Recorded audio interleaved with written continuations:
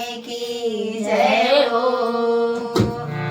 एक बार भगवान भोलेनाथ ने भस्मासुर की तपस्या से प्रसन्न होकर भस्मासुर को वरदान दिया।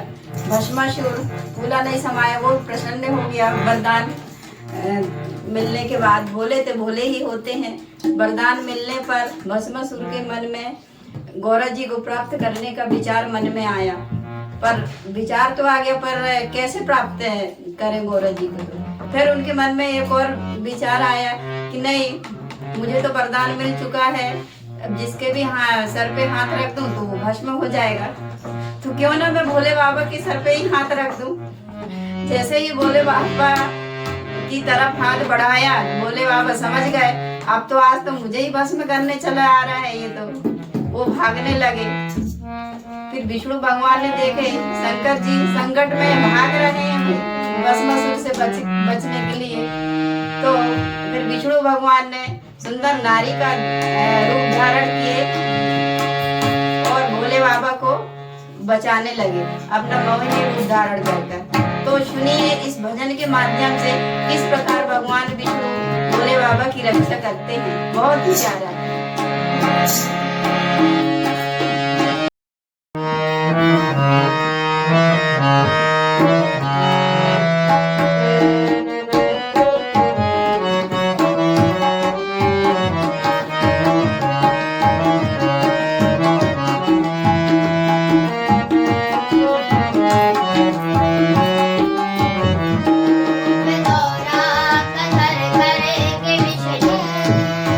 आज शिव को बचा